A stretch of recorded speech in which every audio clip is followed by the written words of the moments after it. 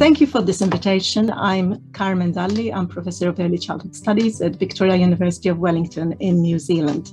My name is Emily Golick, and I'm the Executive Director for the Early Childhood Educators of British Columbia here in Canada. My name is Michael Prieston. I am Director of Quality Improvement at the Early Years Alliance in England. In 1987, the childcare training was brought together with kindergarten training and became a 3-year diploma. And what that did was it brought the two separate workforces together.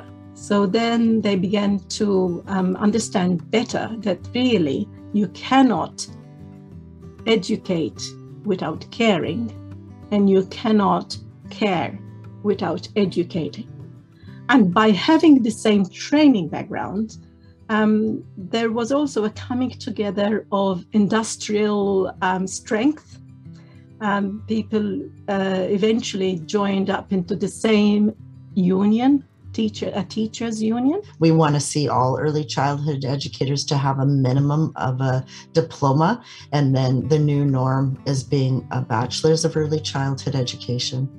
We had a huge investment of time, energy, skill in the early stages when the Early Years Foundation stage was introduced. That led to a huge improvement across the whole sector in terms of the provision for children. We always look back to some golden age, don't we really? But in a sense, what's been interesting about doing this process has been, it really was an exciting time. And people were involved in the conversation. They took a great deal of time to ensure that the sector was taken on the journey. It wasn't argued from a deficit model that you're all rubbish and we need to change what's going on. It was very much starting from where practitioners were, taking them on a journey, and really it was embraced by the sector. So the more qualified staff you had a higher funding rate from government, and that worked as a really good incentive to improve the qualification levels. And the government also, this was the strategic plan of 2002. The government also introduced scholarships for staff wanting to upgrade their qualification.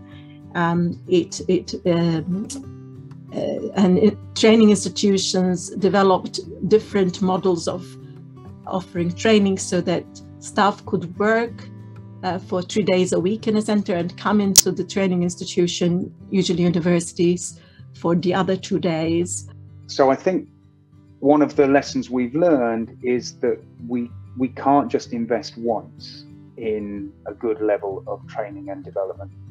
Through the processes of natural aging, that generation who went through training back in the early 2000s are now longer in an experience of their workforce, maybe approaching retirement. So what we've got to ensure is that we maintain the commitment and level of investment in workforce development. Otherwise, that quality improvement that we've seen evidenced through Ofsted may be at risk. There were a number of initiatives like that to incentivize higher training. So what we found in two research projects at different times has been that where you have qualified staff and where you have group sizes and adult-child ratios that enable interactions with children, and where you have staff that are well paid, what you have is children who are more communicative, more socially adept. They can look after their own needs, and they have pre-literacy skills that they take with them into school. And these results are also, they are continuous. They continue to be the effects of this, of good quality early childhood services, leaves a legacy even when these children are age 16. One of the key elements is that childcare wouldn't cost any more than $10 a day for families. And for families that are making $45,000 or less, it would be free. Things don't just change if you leave it in the hands of politicians. The sector seems to have needed to continually organize in order to continue to keep the pressure on, to remind political parties of the promises they make ahead of election.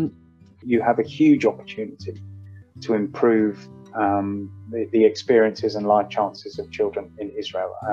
And I'm looking forward to following your journey very closely because it is an exciting time.